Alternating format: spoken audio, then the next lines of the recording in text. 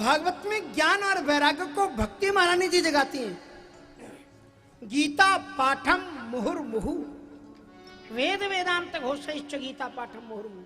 तो नारद विष्णु भगत पुण्य ज्ञानी, वो ज्ञानी भी हैं और भक्त भी हैं। तो महाराज एक देखो पार्वती जी की निष्ठा कितनी गजब की। गुरु में निष्ठा हो तो इतनी निष्ठा हो, वो बोले कि मेरे गुरुजी तो कोई गलती कर नहीं सकते हैं, जरूर भगवान ने कोई गलती की होगी।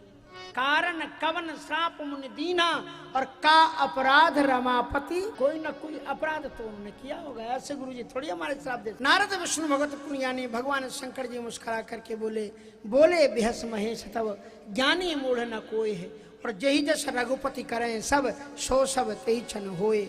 भगवान शंकर जी ने इस बात पर ये कहा कि पार्वती जी, दुनिया में ना कोई ज्ञानी है ना कोई मूर्ख है, राम जब जैसा चाहे उससे वैसा करा ले। पार्वती जी बोली, कभी कभी आप बात बिना सिर पैर की कर दे, अरे ज्ञानी ज्ञानी ही होता है, मूर्ख मूर्ख ही होता है, दोनों की तुलना कैसे हो सकती है? कहा नहीं नहीं ऐसी बात नहीं है, मैं हम आपको बता रहे हैं, बेटा तुम इधर बढ़ जाओ। इसलिए ज्ञानी मूढ़ न कोय, जही जस रघुपति करे सब सो सब तेई छन होए। उधर पीछे चले, एकदम पीछे।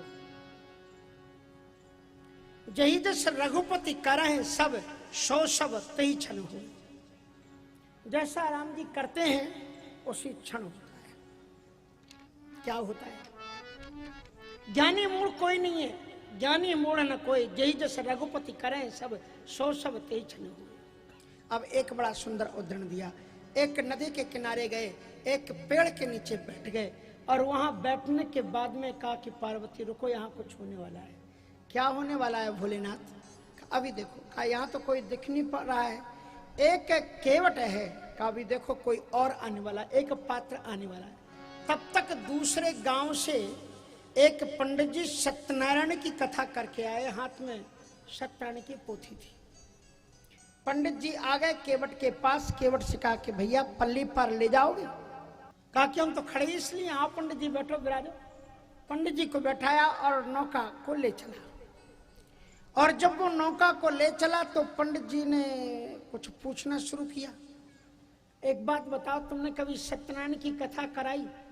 बोले महाराज हमें तो कभी मौका ऐसा मिला नहीं। कहा बुरा नहीं मानना, 16 आना जिंदगी में, 4 आना जिंदगी तुम्हारी बेकार, अगर तुमने एक बार भी कथा नहीं करी। नौका फिर थोड़ी आगे बढ़ी और दूसरे पल्ले में गई। वहां जाकर के पंडित जी ने दूसरा क्वेश्चन किया, एक बात बताओ कि तुमने कुछ संस्कृत पढ़ी कि नहीं पढ़ी?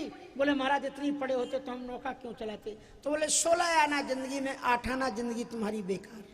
अब महाराज आगे और बढ़े तो पंडित जी ने तीसरा प्रश्न किया कि तुमने कभी गौदान किया कि नहीं किया? बोले नहीं किया। बोले 16 आना जिंदगी में तुम्हारी, 12 आना जिंदगी बेकार। तब तक आगे बढ़े और भयानक तूफान आया, और नदी में एक गोल गोल भंवर भयानक दिखलाई पड़ी। केवट चौंक गया उसको देख करके। पंडित जी से कहा अब आपके प्रश्न बंद, अब मेरा प्रश्न सुनो। बोले आप करो। बोले आपको तैरना आता है कि नहीं? बोले केवट भैया हमें तैरना तो नहीं आता। तो उन्होंने कहा हमारी तो 12 आना जिंदगी बेकार, आपकी 16 आना जिंदगी बेकार। और थोड़ी देर में भयानक भंवर में वो ऐसी नौका गई, गल गोल डम। वेद एक तरफ बह करके जा रहे थे पंडित जी के, पंडित जी एक तरफ बह करके जा रहे थे। वो केवट तो तैराकी था, वो निकल करके अरे हमारे पंडित जी कहाँ गए? लपक करके पहले तो उसने एक हाथ से पंडित जी को पकड़ा, हमारे पंडित जी कुल पूज्य देवता कहीं चले न जाए। एक हाथ से उनको, अरे ये अगर ये वेद भगवान चले गए तो बचेगा क्या? एक हाथ में पकड़े हुए पंडित जी को और एक हाथ में पकड़े हुए वेद। भगवान शंकर जी ने कहा इस झांकी को देखो, कौन किसको पार लगा रहा है, कौन किसको पार लगा है। कभी कभी भगवान को भी भक्तों से काम पड़े, कभी कभी भक्ति ही केवट बन करके राम को गंगा के उस पार उतारते हैं। इसलिए ज्ञानी मूढ़ न कोय, जही जैसा रघुपति करे सब सो सब तेई छन होए। और उसके बाद में नारद जी की कथा को उन्होंने शुरू कर दिया। सुनो अब नारद जी के तुम्हारे गुरु जी कथा सुनो। ये कथा मैं कई बार आपके क्षेत्र में सुना चुका हूँगा, इसलिए थोड़ा सा संक्षिप्तता के साथ में ले चलूंगा, नहीं तो इसी में आधी कथा हो पाएगी और पूरा समय निकल जाएगा। आश्रम बहुत सुंदर था। गृहस्थियों का और संतों के स्वभाव में थोड़ा अंतर होता है। गृहस्थ अच्छा पार्क, अच्छी नदी और अच्छी जगह देखता है तो सोता है। यहाँ हमारी फैमिली भी होती, तो बड़ा अच्छा होता है। एक बार फैमिली के साथ आएंगे। और अगर संत देखता है तो सोचता है अगर यहीं पर थोड़ा देर भगवान का भजन करते, भगवान भी होते यहां तो कितना अच्छा होता। अपन एक बार अमेरिका गए तो न्यूयॉर्क स्टेट के रॉचेस्टर, वो कथा जरूर सुन रही होंगी। हे संजय जी और हे ममता जी नाराज मत होना, थोड़ा तो कथा सुनानी पड़ती ना, क्योंकि वो कथा सुनते हैं हमारी टीवी में लगा कर। तो उनके मन में आया कि चलो महाराज जी आपको वो क्या नेग्रा फॉल्स आपको दिखाने ले चले। लेकिन उस समय वसंत साय थे जो आजकल लॉस एंजलिस में है। तो हमने कहा चलिए। और दुनिया के 7 आश्चर्यों में से एक आश्चर्य है। वाकई में इतना गजब का दृश्य था, ऐसा दृश्य कहीं देखा नहीं, इतनी सफाई, सारी चीजें। तमाम गोरे गोरे लोग घूम रहे थे वहां पर। ऐसा लग रहा था इनको कपड़े बांटे जाएं, बेचारों के पास में कपड़े नहीं है। हाँ, हम सोचते थे भारत ही में अकेले गरीब होते हैं, इन लोगों के पास में, यहाँ बहनों के पास कपड़े नहीं होते कभी कभी। पर लगा कि इनको तो बहुत ही ज्यादा जरूरत है कपड़ों की। आधे नीचे से वस्त्रहीन, आधे ऊपर से। दुशासन, द्रौपदी का चीरहरण तो दुशासन ने किया था और एक एक को छोड़ा नहीं था पांडवों ने। आज की जो बहनें छोटे कपड़ों में रहती, इनका चीरहरण किसने किया है बोलो? सोचने की बात है। दुर्गा सप्तशती पढ़ते हो? दुर्गा सप्तशती में बताया है कुलजन प्रभवस्य लज्जा, यह श्री स्वयं सुकृति नाम भवने सुलक्ष्मी, पापात्म नाम कुल धियाम हृदय सुबुद्धि, पापात्म और श्रद्धा सताम कुलजन प्रभवस्य लज्जा, ताम ताम नतास्मि परिपालय देवी विश्वम। रूप अलग अलग हैं।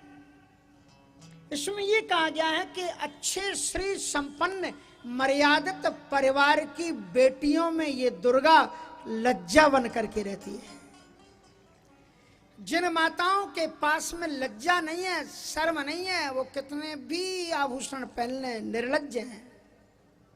ध्यान रखना, लज्जा नारी का आभूषण है। मैं नहीं कहता, रामचरितमानस में सुंदर कांड में हनुमान जी रावण से कहते हैं, राम नाम बिन गिरा न सोहा, देख विचार त्याग मद मोहा, बसन हीन नहीं सोहे सुरारी, और सब भूषण भूषित वरनारी। कितने भी अरबों खरबों के तुम आभूषण पूरे शरीर पर लाद लो कोई स्त्री, लेकिन अगर वस्त्र ना पहने तो निर्लज्ज कहलाती है। उसी तरह से अपनी मर्यादा अपने खुद बना करके चलो, धर्मवान होकर के चलो, आचरणवान होकर के चलो। यही तो कथा हमें शिक्षा देती है। अगर लज्जा नहीं है तो दुर्गा जी आपके ऊपर कभी नहीं आ सकती। इसलिए कुलजन प्रभवस्य लज्जा, लज्जा नारी का आभूषण है। तो वहां में गया, ऐसी तमाम स्त्रियां घूम रही थी। और गजब की बात तो तब हो गई, बोले अब साथ फोटो खिंचवा लो। हमने कहा I don't English, I can die but I can not give my picture with you. If only one person will look in India, I cannot enter in India. So where I will go? अगर कहीं हमारे भारतवासियों ने हमारा photo देख लिया, घुसने नहीं देखे उसके अंदर में, तो हमें भारत में तो जाने दो। तो मैं आपको ये बता रहा था कि मैंने वो नेग्रा फॉल्स देखा, बड़ा गजब का था। इतना सुंदर, इतनी सफाई, इतनी प्रकृति, इतनी रौनक, इतनी चमक, इतनी धमक। चलते समय लौटते समय हमें एक पत्रकार साहब मिल गए। बोले महाराज जी आपने नेग्रा फॉल्स देखा? हमने कहा बिल्कुल देखा। बोले अगर ये भारत में होता तो भारत वाले क्या करते? वो बदनामी करना चाहते थे, वो ये कहना चाहते थे कि गंदा कर देते। हमने कहा अगर ये भारत में होता तो निश्चित रूप से या तो शंकर जी का मंदिर बना करके 5वां धाम कर देते, या विष्णु जी को बैठा देते वहां पर कि भैया काहे कितनी प्रकृति सजी हुई हो, अगर भगवान नहीं है तो सब व्यर्थ है, दुनिया कितनी सजा लो। इसलिए जितनी जितनी रौनक वाली जगह थी उनको पिकनिक पार्टी जगह नहीं रहने दी, वहां बद्रीनाथ भगवान बैठा दिया, कहा यहाँ बद्रीनाथ यहाँ पूजा करना। और फिर भी तुम नंगे कपड़े पहन करके जाओ तो फिर प्रलय मचेगा केदारनाथ जी के इधर से, और फिर हजारों हजारों लोग मरते हैं। बिना श्रद्धा के लोग जाते हैं तो तीर्थों में भी बाढ़ आ जाती है। आपने देखा ही होगा सुनामी आई थी कैसी। इसलिए तीर्थ में जाना तो ये पिकनिक विकनिक मनाते मत जाना, थोड़े कपड़े पहन के फलाने ढकाने, और आप भी पूरे परिवार को छोड़ करके पता नहीं किसको घुमाने ले जाओ आप। हाँ, ये सब काम मत करना, नहीं तो फिर वहीं पर आएगी सुनामी। क्योंकि भगवान देखता है। इसलिए जीवन में नारद जी के मन में बड़ा पवित्र विचार जगा। नारद जी के मन में विचार ये आया कि यहीं मैं भगवान का ध्यान करूं। और नारद जी का चित्त ऐसा था कि उन्हें ध्यान करने के लिए बहुत उपाय नहीं करने पड़े, नहीं तो यम नियम आसन प्राणायाम प्रत्याहार धारणा ध्यान और फिर समाधि। लेकिन नारद जी सुमिरते हरे ही सर्व गति व्याम, सुमिरते हरे ही सब गति बारी, सहज विमल मन लागी समाधि, सहज विमल मन लागी समाधि। जो ही भगवान नारायण को ध्यान किया, सहज विमल मन लागी समाधि। इंद्र ने कामदेव को भेजा, बड़ा प्रयत्न किया। नारद जी ने फटकारा, सूख हाड़ लय भाग सट सोन मृगराज, छीन ले जन जान जो मन जिम तिम सुनो पता ही मिला। काम ने अपने आप को बचाने के लिए नारद की प्रशंसा की कि महाराज धन्य है आप, आपसे बढ़कर के दुनिया में कोई नहीं है। काम को शंकर जी ने भी जीता था। शंकर जी ने काम को तो जीत लिया, लेकिन क्रोध को नहीं जीत पाए और क्रोध में काम को जला करके खाक कर दिया। हे नारद जी, आपने काम को भी जीता, लेकिन आप चाहते तो क्रोध में मुझे आप फिर खाक कर सकते थे दूसरे कल्प में, लेकिन आपने मुझे क्रोध भी नहीं किया, इसलिए आपने काम को भी जीत लिया, क्रोध को भी जीत लिया। नारद जी ने कहा एक चीज तुम भूल रहे हो, मैंने लोभ को भी जीत लिया है। बोले कैसे? बोले इंद्र घबरा गया था, मैं चाहता तो सचमुच इंद्रासन झपट लेता, मैं वो भी मैंने छोड़ दिया, तभी काम समझ गया। लेकिन आप एक चीज नहीं छोड़ पाए, और वो क्या है? अभिमान। कितना भी सुंदर पात्र हो, लेकिन उस पात्र में थोड़ा सा छेद हो जाए तो अमृत उससे बह जाता है। ऐसे जीवन में अभिमान साधना में एक ऐसा छेद है, इस अभिमान के आते ही सारी साधना नष्ट हो जाती है। नारद जी महाराज के मन में सचमुच में लगा कि मैं शायद शंकर जी से भी आगे हो गया हूं, और वो सोचे कि शंकर जी को कौन बताए कि मैं उनसे आगे हो गया हूं। सोचा मैं ही चल के बता दूं। शंकर जी के पास आ गए। शंकर जी ने उनको बहुत समझाया, हाथ जोड़ करके समझाया। हाथ जोड़ करके उन्होंने कहा कि बार बार बिनवाओ मुनि तो ही, जिमियह चरित सुनायो मोही, तिम जन हर ही सुनायो कबहू, और चले प्रसंग दुरायो तबहू। इसका मतलब क्या हुआ? शंकर जी ने यह मना नहीं किया था कि इस कहानी को मत सुनाना, सुना देना, लेकिन इन दो चौपाइयों में दो शब्द हैं, जिमी और तिमी। जिमी मानी जिस प्रकार, और तिमी मानी उस प्रकार जिस प्रकार आप मुझे अभिमान में भर के बार बार अरे मैंने पर ऐसा किया, अरे मैंने पर वैसा किया, ये मैं को निकाल देना। कबीर साहब जी स्पष्ट लिखते हैं कि जब मैं था तब हरि नहीं, हरि है मैं ना, जब मैं था तब हरि नहीं, अब हरि है मैं ना। प्रेम गली अति सांकरी, प्रेम गली अति सांकरी, हमें दो न समान कबीरा, या में दो न समान। प्रेम की गली बड़ी सक्रिय, इसमें एक को ही रख सकते हो, या तो मैं को रख लो या तू को रख लो। मैं मानी अभिमान, मैं मेरा, मैं मेरा, मैं मेरा, ये मैं अभिमान, या ईश्वर को रख लो। बोले क्या फर्क पड़ता है इससे? कहा बहुत फर्क पड़ता है। कबीर के जीवन में जब मैं था तो मैं मंदिर मस्जिद काशी कावा जा जा करके मत्थे टेकता था। अब जब मेरे जीवन से मैं चला गया, अब तू आ गया। नानक साहब जी कहते हैं कि तू सच्चा और एक तेरा नाम सच्चा। जगत में सत्य तो केवल दो ही चीजें हैं ईश्वर, या तो तुम सच्चे हो या इसलिए नानक साहब जी ने एक बात बहुत अच्छी कही है। कहते हैं सुख में कर शुक्राना और दुख में कर अरदास और हर पल कर सिमरन। नानक साहब जी का कथन है। कहते हैं तुम्हें भगवान के मंदिर में जाकर के दुख सुनाने की तभी अधिकार है जब तुम्हारे जीवन में सुख रहे। तो सुख के क्षणों में भी तुम मंदिर जाओ और ईश्वर को धन्यवाद दो कि हे ईश्वर तुम्हारी कृपा से हम बड़े सुखी हैं। सुख में कर शुक्राना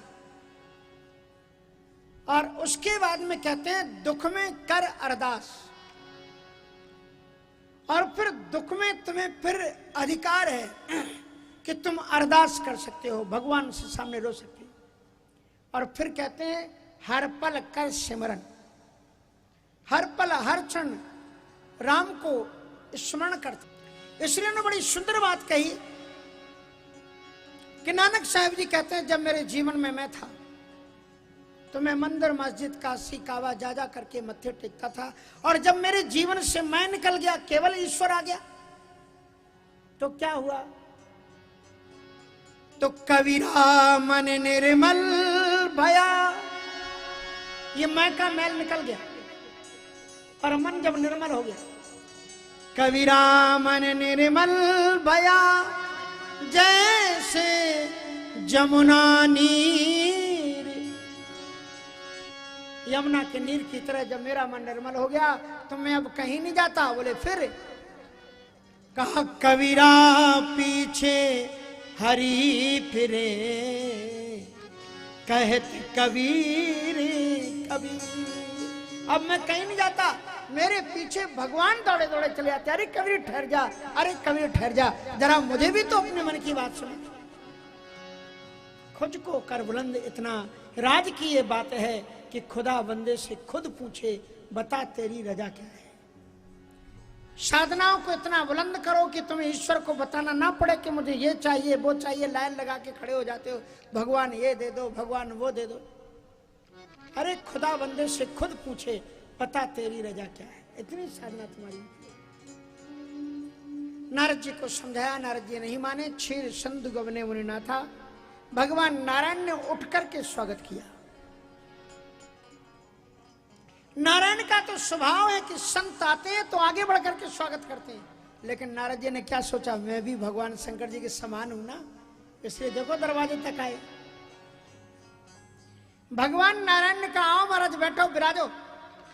आपके गुरुजी, आपसे बड़े महापुरुष भले ही कहें कि आओ हमारी कुर्सी पर ही बैठ लो एक तरफ, तो भी अपनी मर्यादा का ध्यान रखना चाहिए। नारद जी पहले कभी भगवान के साथ बैठते नहीं थे, लेकिन आज तो सोच रहे हैं हम शंकर जी से कम थोड़ी, शंकर जी इनके बगल में ही बैठते, हम भी उनके बराबर हो गए। सो बैठे आसन रसई समेता, साथ ही में बैठ गए महाराज। अब भगवान ने तो कुछ नहीं कहा, और काम चरित नारद सब भाखे। जो संत सदैव रामचरित गाया करता था, अब वो क्या गा रहा है, काम चरित नारद सब भाखे। नारद जी ने कहा लेकिन महाराज हम भाई आपके भक्त हैं, ऐसे वैसे थोड़ी हमने। नारद जी बड़े चटखारे, महाराज ऐसे वसंत पैदा हुआ, देखते देखते पेड़ों में इतनी आहा ऐसी हवा आई, ऐसे फूल, और वो अप्सराएं क्या कपड़े पहने थी आपको क्या बताएं, आंखें क्या लटक मटक, इधर भौहें उधर रदपट, और जो संगीत ये राग, और ऐसे नाचना, उनके बिछुआ कैसे बजाए थे, उनकी पायलों की झनकार। एक एक करके नारद जी जो राम के स्वरूप का चिंतन किया करते थे, अब वो अप्सराओं का नाचना बता रहे हैं। भगवान ने कहा हो गया उनका बेड़ा पार। अब भगवान ने उनकी स्तुति कर दी, क्योंकि जो अपने आप को भगवान समझने लगे तो वो फिर ये सोचता है कि आप सबकी स्तुति, मेरी भी स्तुति करो। सो भगवान ने उनकी स्तुति की। अरे तुमरे सुमरन ते मिटाए मोह मार मदमान। आप तो इतने महान ऋषि हो कि आपको स्मरण करने से काम क्रोध मद लोभ शांत हो जाते हैं, आपको भला छू भी सकते हैं। किसी ने कहा ये भगवान ने ऐसा क्यों किया, प्रशंसा करने से तो अभिमान और बढ़ता है। बोले हाँ, भगवान ने ये सोचा और अंकुरियु अभी अंकुरित हो रहा है, कहीं अभी उखाड़ने की कोशिश की तो पत्ते तो उखड़ाएंगे, जड़ रह जाएगी। इसलिए जरा प्रशंसा करके इस पौधे को बढ़ने दें, और जब जरा बढ़कर के ऊपर आ जाएगा ना, तो ऐसे पकड़ करके खींचेंगे जैसे कृषि निवार है चतुर किसाना, जिम मद तजय मोह, जिम मुद तजय मोह मद नाना। जैसे बुद्धिमान किसान पहले ही दिन, जिस दिन खेत में अपनी उपज पैदा होती है, उसी के साथ में ही खरपतवार पैदा हो जाता है, तो क्या उसी दिन से लग जाते हैं? एक आध महीने उनको बढ़ने देते हैं कि पता तो लगे जी है कौन। शुरू में तो सबके पत्ते एक ही जैसे देते हैं, और जब बड़े हो जाते हैं तो जड़ समेत तो उखाड़ करके हरियाली गइयों के सामने डाल देते हैं, खाओ तो। इसलिए कृषि निवार है चतुर किसाना, जिम्बद तजय मोहे मदमाना। तो इस प्रकार से महाराज भगवान ने उनकी प्रशंसा की। नारद जी महाराज प्रशंसा करने के बाद वहां से चले। भगवान समझे और अंकुर गर्भ तरु भारी, बेग समय डारे हों अपारी, क्योंकि प्रण हमार सेवक हितकारी। मेरी प्रतिज्ञा है कि मैं सेवक का हित करता हूं। नारद जी महाराज समझ गए थे कि गीता में गोविंद ने लिखा है कि ध्यायतो विषयान पुंसा संगस्तेषु उपजायते, संगात संजायते कामा, कामात् क्रोधो बीजायते, क्रोधात् भवति सम्मोहा, सम्मोहात् स्मृति विभ्रमा, स्मृति भ्रंशात् बुद्धिनाशो, बुद्धिनाशात् प्रणश्यति। पतन के रास्ते पर चल पड़े नारद जी, इनका पतन होगा। लेकिन भगवान एक और प्रतिज्ञा करते हैं, नमे भक्तः प्रणश्यति, मेरा भक्त कभी पतित नहीं होता है। देखें अब क्या होता है। तो फिर महाराज अद्भुत ईश्वर ने कृपा की कि बिरचे में एक विशाल नगर सृजित कर दिया, और वहां के राजा बिरचे मगमा नगर के 7 योजन विस्तार, श्रीनिवास पुरते अधिक शोभा विविध प्रकार। और राजा का नाम शील नदी। उनकी राजकुमारी विश्व मोहिनी राजकुमारी, श्री विमोह स्वरूप निहारी। यहाँ तो एक काम और रति को पराजित करके आए थे, लेकिन इस नगर में रहने वाले जितने भी नर नारी थे, जन बहु रति मन से तन धारी, पड़ गया नारद जी चक्कर में। आन दिखाई भूपत है नारद है भूपति राजकुमार। महाराज इसके हाथ देखो। संत के जीवन में 5 चीजें रहती हैं। संत से जब मांगना तो यही 5 चीजें मांगना। अब लोग कहते हैं महाराज हमारी फैक्ट्री नहीं, अब महात्मा कहां से तुम्हारी फैक्ट्री चलाएगा बताओ। महात्मा से मांगो तो भक्ति का वरदान मांगो, इसलिए फैक्ट्री। अब महाराज उसके बाद में तो वो बोले कि महाराज 5 चीजें। नारद जी के पास 5 चीजें थी, मति, कीरति, गति, भूति, भलाई। लेकिन अभिमान के आने पर एक एक चली गई। नारद जी के पास में ऐसी बुद्धि थी कि उन्होंने राम का हाथ देखा, कृष्ण का हाथ देखा, पार्वती जी का हाथ देखा, लेकिन वो अपने ही हाथ नहीं देख पाए कि मेरे भाग्य में क्या लिखा है, ये नहीं देख पाए। राजकुमारी का हाथ दे दिया उसको, और उसके भाग्य में अपना भाग्य पढ़ने लगे। उसमें लिखा था जो यही बरे अमर सोई होई। लिखा ये था कि जो अमर होगा उसके साथ में उसका विवाह होगा। नारद जी पढ़ने लगे, इसके साथ में जिसका विवाह हो जाएगा वो अमर हो जाएगा। उल्टा पढ़ने लगे। लिखा तो ये था जो पहले से ही अमर होगा उसका ही साथ, इसके साथ इसका विवाह उसी के साथ होगा। उन्होंने सोचा अगर इसके साथ विवाह हो जाएगा तो वो अमर हो जाएगा। लिखा हुआ यह था कि जो अपराधेय होगा, दुनिया में कोई जीत नहीं पाता होगा, उसके साथ इस कन्या का विवाह होगा। नारद जी ने यह पढ़ लिया कि इसके साथ में जिसका विवाह हो जाएगा वो अपराधेय हो जाएगा, उसे दुनिया में कोई जीत नहीं पाएगा। और शंकर जी के पास में यही तो चीजें हैं, सो ये 2 चीजें तो मिल ही जाएंगी। और तीसरी बड़ी गजब की रेख थी, सेवा सकल चराचरता ही बड़े शील निधि कन्या जाही।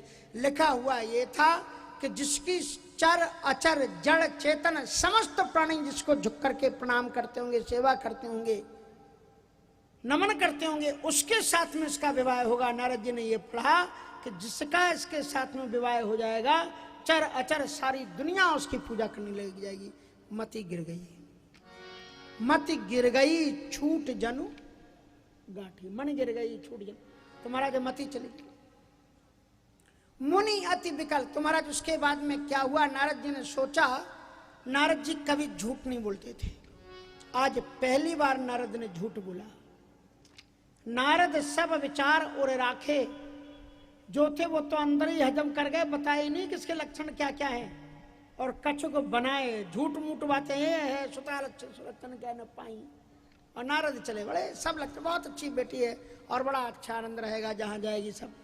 और उसके बाद में लग गए अपने चक्कर में, घर बसाने के चक्कर में। लेकिन देखो भगवान की अगर भक्ति करोगे तो बड़ा अच्छा फायदा।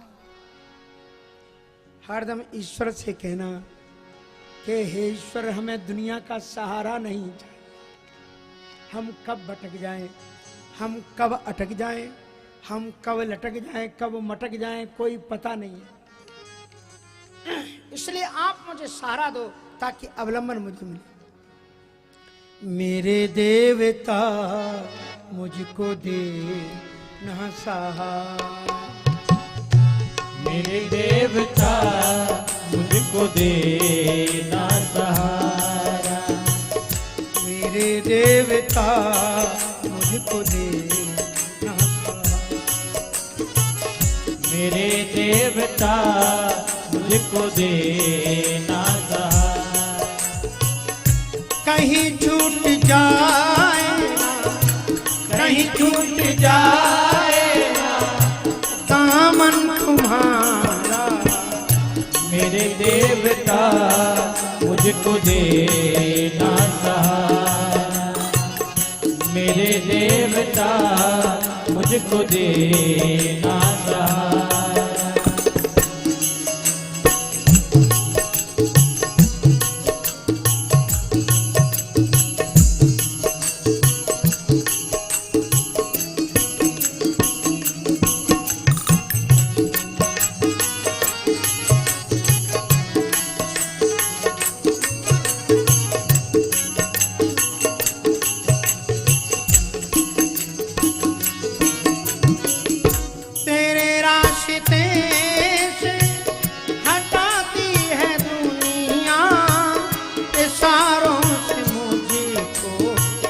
बुलाती है दुनिया, तेरे रास्ते से हटाती है दुनिया, इशारों से मुझको बुलाती है दुनिया, तेरे रास्ते से आती है दुनिया, इशारों से मुझको बुलाती है दुनिया, तेरे रास्ते से हटाती है दुनिया, इशारों से मुझको बुलाती है दुनिया।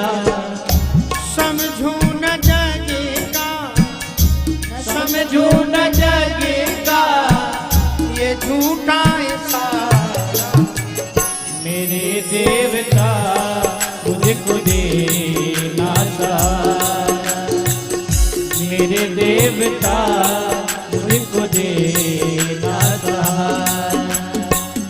कहीं छूट जाए, कहीं छूट जाए ना दामन तुम्हारा, मेरे देवता मुझको दे ना सहारा, मेरे देवता मुझको दे ना सहारा। हरि बोल।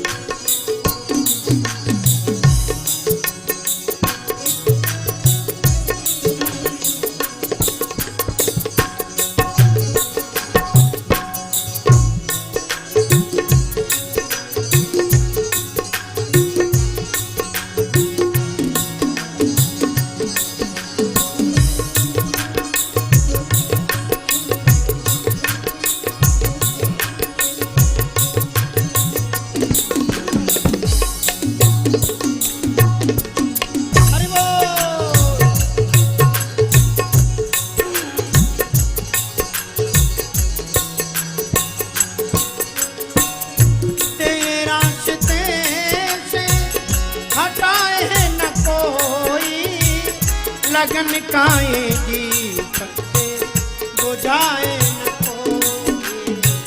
तेरे रास्ते से हटाए न कोई, लगन का ये दीपक बुझाए न कोई। तेरे रास्ते से हटाए न कोई, लगन काए दीपक से बुझाए न कोई। तेरे रास्ते से हटाए न कोई, लगन का ये दीपक बुझाए न कोई। तुम्ही मेरी मंजिल, तुम्ही मेरी मंजिल, तुम्ही हो किनारा। हे देवता मुझको देना सहारा, मेरे देवता मुझको देना सहारा।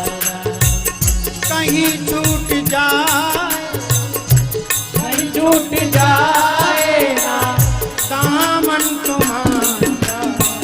मेरे देवता मुझको देना सहारा, मेरे देवता मुझको देना सहारा।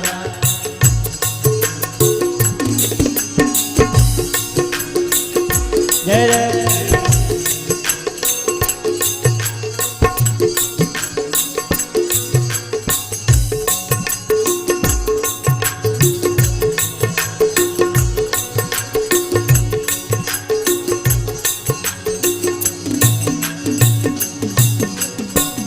सुबह शाम तुझे को ही ध्याता रहूं मैं, तेरे प्रेम के गीत गाता रहूं मैं। सुबह शाम मुझे कोई जाता रहूं मैं, तेरे प्रेम के गीत गाता रहूं मैं। सुबह शाम तुझे को ही ध्याता रहूं मैं, तेरे प्रेम के गाता रहूं। सुबह शाम तुझे कोई जाता रहूं मैं, तेरे प्रेम के गीत गाता रहूं मैं।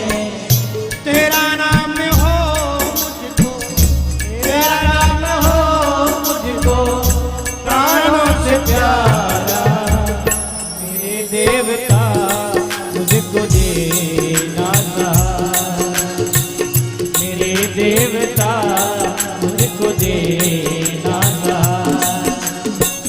कहीं छूट जाए ना, कहीं छूट जाए ना दामन तुम्हारा।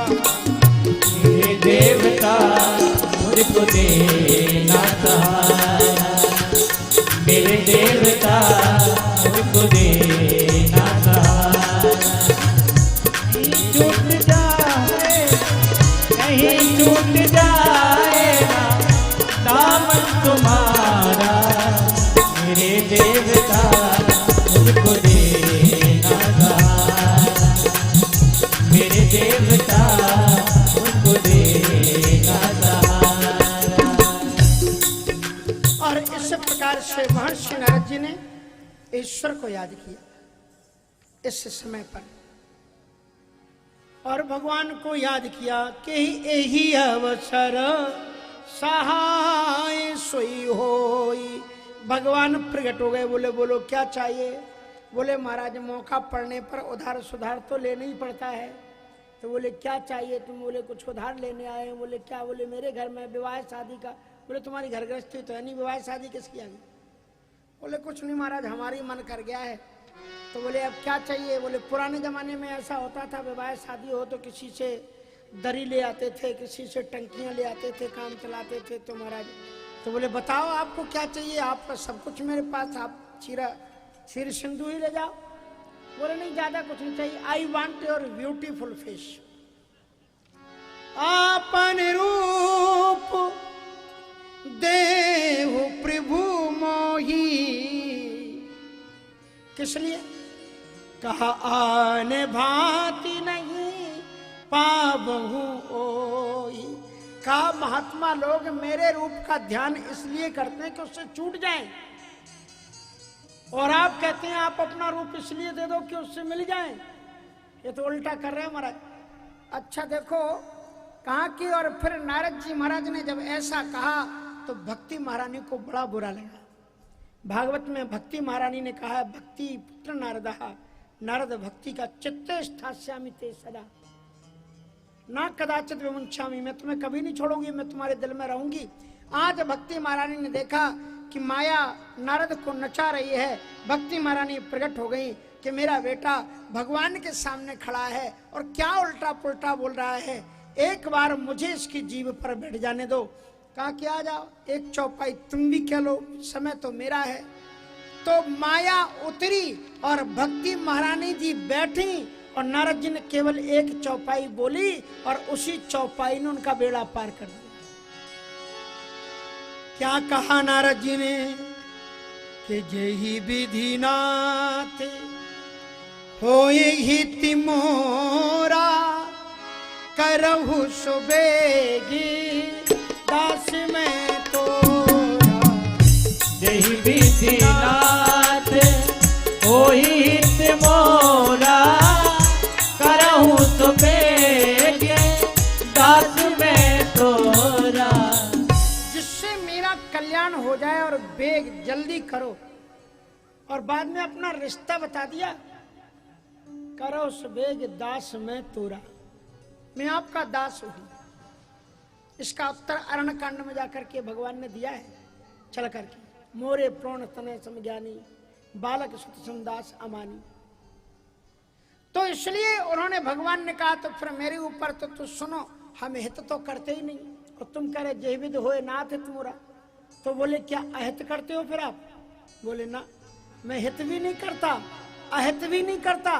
बोले फिर करते हो कुछ कि नहीं?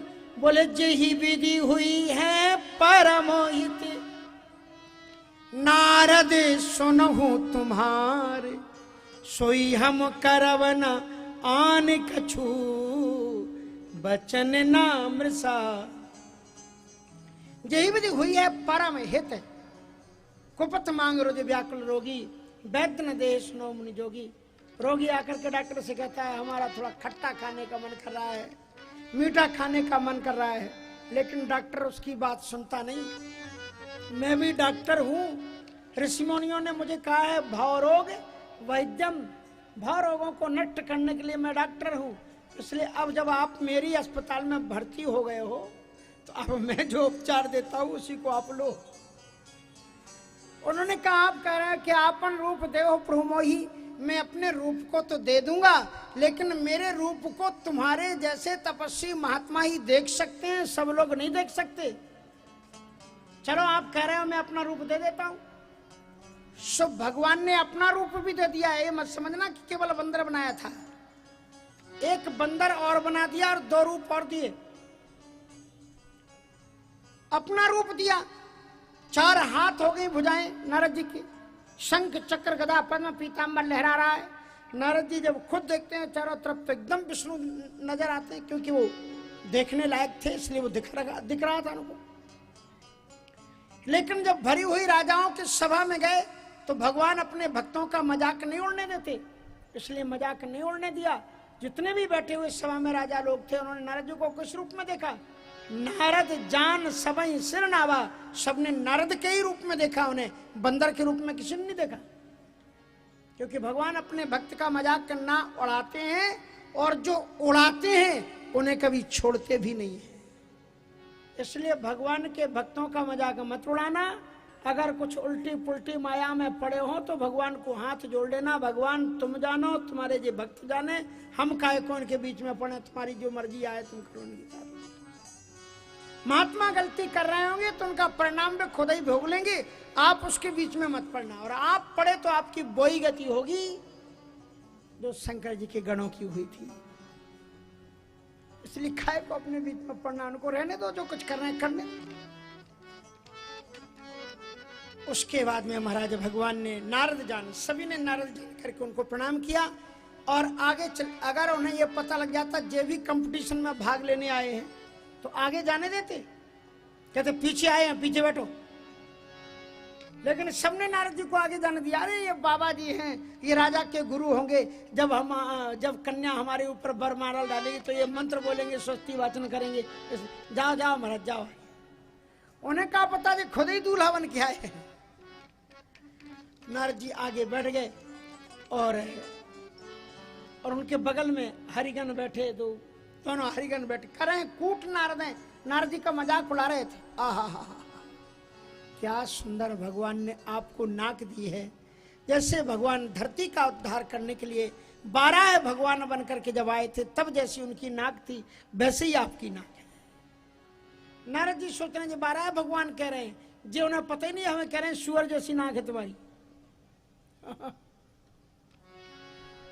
क्या सुंदर आपकी आंखें, कहा जैसे भगवान शंकर जी के बेटे की आंखें हैं वैसे ही आपकी आंखें, मनी गणेश मनी हाथी की आंखें छोटी छोटी होती हैं, पानी मरकट लोचन करें कूट नारदें सुनाई, नीक दिन हरि सुंदर ताई, रीजे राजकुंवर छवि देखी, इन्हें भरे हरि जान विशेष। ये वो तो हरि है नहीं, ये तो स्पेशल ही हरि है। स्पेशल हरि का मतलब हो गया, हरि के दो अर्थ होते हैं, एक तो हरिमानी विष्णु होता है और एक हरिमानी संस्कृत में बंदर होता है। तो उन्होंने संकेत कर दिया इन्हें बरे हरि जान विशेषी, लेकिन समझे नहीं पाए। समझ न पड़े बुद्धि भ्रमशानी, जदपि सुने मुनि अटपट सुन सब कुछ रहे। तब तक राजकुमारी उधर से आई, कर सरोज जयमाल सुहाई। और जो ही उसने नारद जी को देखा, मरकट बदन भयंकर देही, और देखत हृदय ऐसी दत्ती कटकटाई। और उसके बाद में उसको गुस्सा किस पर आया? नारद जी पर गुस्सा नहीं आया, मंत्रियों पर गुस्सा आया। मेरी जैसी स्वरूपवान राजकुमारी के स्वयंवर में सबसे पहली लाइन में से बंदर को बैठा दिया, मेरा मजाक उड़ाया। और फिर जय दिशि बैठे नारद फूली, सो दिशि तही न बिलो की भूली। जिस दिशा में नारद जी फूल करके कुप्पा होकर के बैठे हुए थे, उस दिशा में उसने भूल करके भी नहीं देखा। इसका अर्थ ये हुआ कि भगवान जब कृपा कर देते हैं तो माया तो संत के ऊपर नजर डालती नहीं, संत के तो ऊपर नजर डालते नहीं, संत के लाइन में भी जो लोग बैठ जाते हैं माया उनको भी नजर नहीं डालती। जही दिशि बैठे नारद फूली, सो दिशि तेही न बिलोकी भूली। उस दिशा में, संत की दिशा में चलो, तुम्हारा जीवन का संतन के संग लागरे तेरी अच्छी बनेगी, तो तुम्हारे जीवन का कल्याण हो जाएगा। और इस प्रकार से अत्यंत दिव्यतम भगवान की मंगलमय कृपा हुई। अब वो कन्या तो गुस्सा करके आगे चलेगी। नारद जी कहते का हो, तुम कह रहे थे हम ही सबसे सुंदर जी, कहाँ जा रही, जान दो क्या होता है। अरे घूम फिर करके आना आप ही के पास में, आपसे ज्यादा कोई सुंदर, आप तो बैठो आराम से।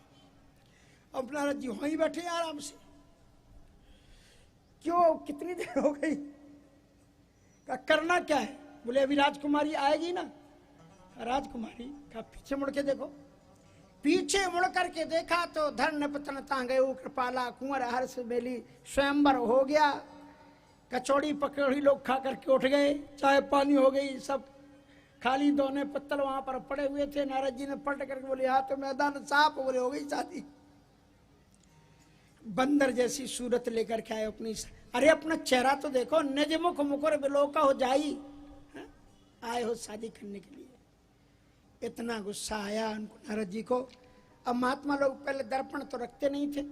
सो मुनि जल देख सरोवर का पानी की काई हटाई, मुनि जल देख रूप निज पावा।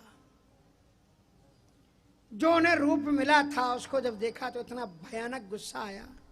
तदपि हृदय संतोष न आवा, हरकत अधर कोप मन माही, सपद चले कमलापति पाई। होठ कपकपाने लगे, पूरा शरीर उनका कांप रहा है गुस्से में कि अभी मैं उनके पास जाता हूं, दई हो सांप कि मरे हो जाई, अभी मैं उनको श्राप दे दूंगा। और यदि ये भगवान है, भगवान के ऊपर मेरा श्राप नहीं लगा तो मैं उन्हीं के सामने अपने दुपट्टे को अपने गले में डाल करके, फंदा लगा करके, फांसी लगा करके उन्हीं के सामने मर जाऊंगा। क्योंकि यश कीर्तन से जीवती, इतने प्रतिष्ठित व्यक्ति का अपमान हो गया तो मौत तो मेरी वैसी हो गई, मैं जिंदा रह करके क्या करूंगा, मरी हो जाए, अभी मर जाऊंगा। भगवान भी बड़े दयालु है, बीच ही पंथ मिले धनुजारी, वहां तक नहीं जाने दिया, क्योंकि काम क्रोध मद लोभ से भरा हुआ व्यक्ति वहां जा ही नहीं सकता। और नरक जी में अब चारों ही चीजें लबालब भरी हुई थी, काम भी, क्रोध भी, मद भी, लोभ भी। और त्रिविधम नरक सेदम द्वारम काम क्रोधस तथा मानसम तात, काम क्रोध मद लोभ सब नाथ नरक के पंथ। सो जैसे टीटी आई बीच में आता ना टिकट चेक करने, ऐसे ही भगवान आ गए। आओ टिकट, कहां जा रहे हैं?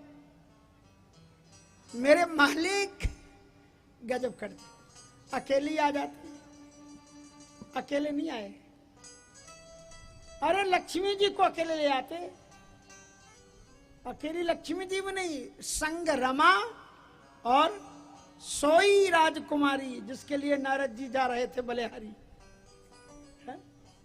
संग रमा सोई राजकुमारी, और वो माला पड़ी हुई है जो उसके गले में हाथ में थी, भगवान को माला पड़ी हुई लहला रही। बोले देखो हम डालना चाहते थे, माला ये डाल के आए। मुनि कहाँ चले विकल की नाई, बोले बेहस चराचर आया। मुस्कुरा करके भगवान बोले अरे महाराज ये आप कहाँ चले जा रहे हैं विकल होकर के? अभी हम बताते कहाँ जा रहे हैं, अभी खड़े रहो तुम यहीं पर। और फिर गुस्से में आके वो भगवान को गालियां दी। अब जो संस्कृत की होती हैं आजकल की तरह थोड़ी, संस्कृत की, कपटी पापी कुटिल, तुम सदा कपट व्यवहार, तुम कपटी हो। और आज से नहीं, तुम शुरू से ही हो। तुम ये जो लक्ष्मी, इससे जो तुमने शादी की है ना, इससे भी तुमने छल कपट, तुम्हारी औकात थोड़ी थी तुम लक्ष्मी से विवाह कर पाते। शंकर जी के समान तुम थोड़ी सुंदर हो। हाँ? कर्पूर्ण गौरम कर्णावतारम, विचारों को तुमने मतत सिंधु रुद्र भौराई, समुद्र का मंथन हुआ बेचारे को पागल देवता को कह दिया जहर उनको पिला दो, और उनको जहर पिला दिया तुमने। मतत सिंधु रुद्र भौरायु, सुरण फेर विषपान करायु, और आप रमा मणि चारु। स्वार्थ साधक कुटिल, तुम सदा कपट व्यवहार, तुम कुटिल हो। और आज से नहीं, सदा से तुम्हारी ये परंपरा रही। लेकिन भले भवन अब बायन दीना, अब नारद के पल्ले पड़े हो। अच्छे घर तुमने बायन दिया, पावोगे फल, आज तुम्हें फल मिल जाएगा। सब जो तुमने किया उसका परिणाम तुम्हें अवश्य भोगना पड़ेगा। अब महाराज नारद जी ने कहा मैं तुम्हें श्राप देता हूँ। कहा महाराज आप तो दयालु संत हो, आप श्राप कहाँ से दोगे? बोले नहीं श्राप दूंगा। तो उसके बाद में नारद जी ने कहा सुनो, तुमने जिस रूप को धारण करके मुझे इस राजकुमारी से वंचित किया, बंचिहु मोहि जवन धर दे हाँ, और सोई तनु धरहु श्राप ममु ए। भगवान बनकर के मनुष्य बने, इसलिए हम तुम्हें श्राप देते हैं कि धरती पर तुम्हें मनुष्य बनकर के धरती पर जन्म लेना पड़ेगा। भगवान मुस्कुराए, महाराज बड़ा गजब का वरदान दिया है आपने। का वरदान है ये? बोले हाँ। बोले हम लोगों के लिए सब कुछ सुलभ है, लेकिन बड़े भाग्य मानो से तनु पावा, बड़े भाग्य मानुष तनु पावा, सुर दुर्लभ सद गंथन गा, सुर दुर्लभ सद गंथन गावा। ये बड़े जन्म जन्मांतरों के सुकृत जब होते हैं तब मनुष्य जीवन की प्राप्ति होती है, और देवताओं के लिए तो ये दुर्लभ है। आप जैसे संत ही जब कृपा करते हैं तो हम जैसे देवताओं को ये मनुष्य शरीर मिलता है। बड़ी कृपा की आपने कि मनुष्य जीवन में अवतरित होने का आपने वरदान दे दिया। नारद जी ने कहा हाँ यार ये तो गड़बड़ हो गया। उन्होंने कहा कि महाराज अभी तक मैं धरती में कई बार अवतार लेके आया, कभी कछुआ बन के आया, कभी मछली बन करके आया, कभी बराह बन करके आया, और कभी आया तो बौना आदमी बन के आया, तो भिन्न भिन्न रूप। लेकिन आज आपने वरदान दिया कि मैं मनुष्य के रूप में आऊंगा, आज जीवन धन्य हो गया। नारद जी ने कहा हाँ ये तो धोखे से वरदान नहीं हो गया, लेकिन अब मैं श्राप देता हूँ। कहा कह दो महाराज, आप जो कुछ कहोगे अच्छे ही कहोगे। अब नारद जी महाराज ने दूसरा श्राप दिया कि ममुआ पुकारे कीन तुम भारी, नारी बिरह तुम हो दुखारी। ममुआ पुकारे कीन तुम भारी, नारी बिरह तुम हो दुखारी। नारी बिरह तुम हो दुखारी। नारी बिरह तुम हो दुखारी। आपने मेरी संसार में बड़ी हंसाई की है, इसलिए अब हम तुम्हें दूसरा श्राप देते हैं कि पत्नी के वियोग में तुम रोते रोते फिरोगे, अटकते फिरोगे। भगवान मुस्कुराए, प्रसन्न हो गए, बोले जे भी वरदान है क्या? बोले तो बड़ा गजब का वरदान दिया आपने। बोले जे कैसे वरदान हो गया? बोले हम तो ये सुन रहे सोच रहे थे कि आप ये कहोगे जैसे हम अविवाहित रह गए वैसे ही तुम भी ऐसी रहोगे। इसका मतलब बाबा हमारी शादी तो होगी ना, और आप कह रहे पत्नी के वियोग में रोएंगे, इसका मतलब पत्नी अच्छे स्वभाव वाली होगी। नहीं तो बुरे स्वभाव वाले के लिए कोई रोता है क्या? एक श्रीमती जी का नियम था, पतिदेव जो कुछ कहे ठीक उसके उल्टे जाना। पत्नी का सुबह जग जाना तो बिल्कुल नहीं जगना, कल ये काम निपटा देना, नहीं निपटाएंगे आपको जो कुछ करना कर लो, रुक जाओ 2-4 दिन के लिए घर में काम है, फिर मायके चले जाओ, नहीं हम तो आज ही जाएंगे, हमारी अटैची तैयार हो गई। पतिदेव जो कुछ कहें उसके उल्टे चलना। एक दिन क्या हुआ, गंगा जी में बाढ़ आ गई। सो गंगा जी में बाढ़ आई, पतिदेव ने सोचा पत्नी को बता दें, का सावधान किया, देखो गंगा जी में बाढ़ आई है, आज गंगा स्नान करने मत जाना, और सुनो तुम्हारी आदत बड़ी बुरी है, जो मना करो तुम जरूर करोगी, तो अगर चली भी जाओ तो अंदर में मत घुसना। बड़ी पतिव्रता नारी थी। पतिदेव जो ही गए, जिस चीज को मना किया था, कट से वो गंगा जी के किनारे पहुंच गए, और फिर उन्हें याद आया कि पतिदेव ने मना किया था अंदर मत घुसना, सो वो अंदर भी घुस नहीं। गंगा जी ने सोचा इतनी पतिव्रता नारी को तो अपने साथ ले जाना चाहिए। तो कभी कभी बड़ा विचित्र हो जाता है, वो बहेंगी भी तो उल्टी बहेंगी। इसलिए महाराज बड़ी अद्भुत बात। इसका मतलब पत्नी अच्छी मिलेगी तभी तो हम उनके लिए रोएंगे, इसलिए कहा है। पुराने आजकल शैतमत में आराम से पत्नी मिल जाती है, तो इसलिए लोग समझते नहीं, उनकी कीमत नहीं करते। पुराने जमाने में दुर्गा सप्तशती का पाठ करवाना पड़ता था, संपुट लगवा के, कि पत्नी मनोरमाम देही मनोवृत्तानुसारणी तारणी दुर्ग संसारो और सागर से कुलोद्भवाम। तभी तो मिली है ठीक से।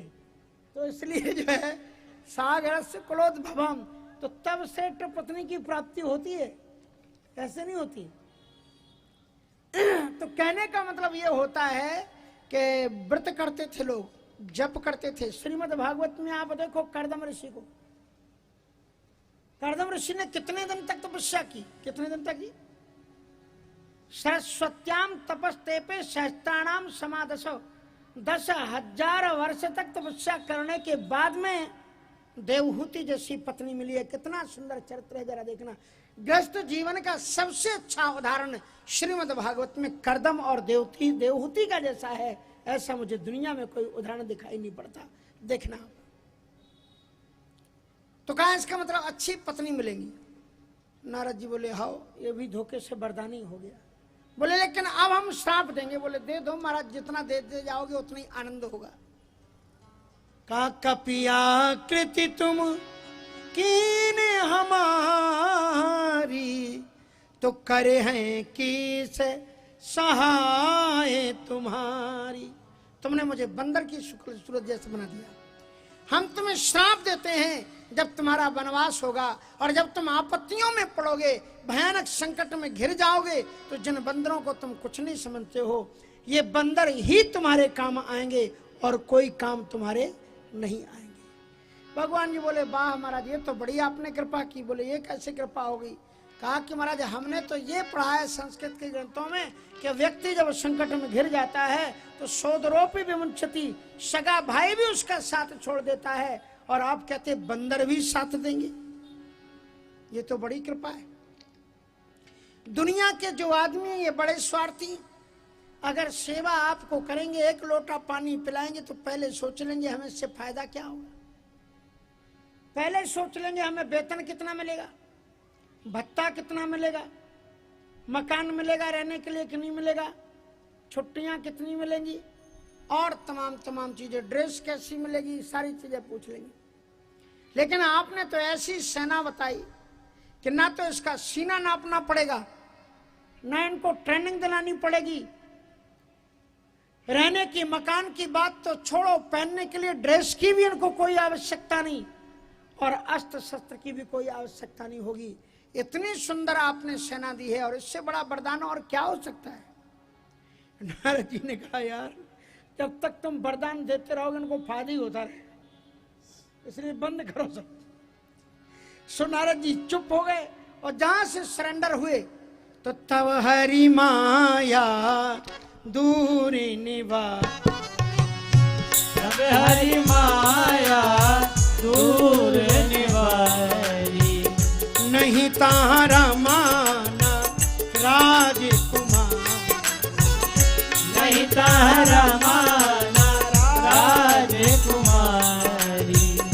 तब नारद सभीत हरि चरना, तब नारद सभीत हरि चरना, गहे पाहे प्रण भारत हरे, गहे पाए प्रण भारत हरे, मृषा हो मम शाप कृपाला, ऐसा हो मम साप कृपाला, नारद बोले दीन दया, नारद बोले दीन दया, नारद बोले दीन दयाला, मृषा हो मम।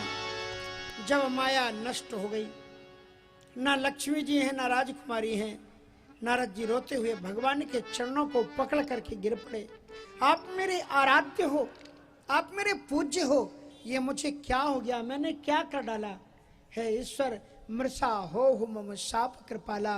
रोते हुए नारद जी को उठाया, भगवान ने हृदय से लगाया, कहा तुम्हारी 10 बातों के लिए मैं बार बार धरती पर आता हूँ, तुम मुझे नचाते हो, एक बार तुम मुझे अपना प्रयोग में कितने बार लाते हो, ये कर दो वो कर दो, अब मैंने भी एक बार तुम्हारा उपयोग कर लिया तो हो जाने दो नाराज। बोले आपने अपने लिए? बोले हाँ, मम हेत कारण, तुम्हारे कारण तो मैं कई बार आता हूँ, और मेरे कारण तो इसलिए मम हेत कारण कृपा निधाना। और भगवान ने कहा कि ये जो हुआ है सब मेरी इच्छा से हुआ, मम इच्छा कह दीन दयाला, तुम्हारी इच्छा पर मैं सारे काम करता हूँ, तो मेरी इच्छा पर भी। बोले ठीक है प्रभु, फिर कोई बात नहीं,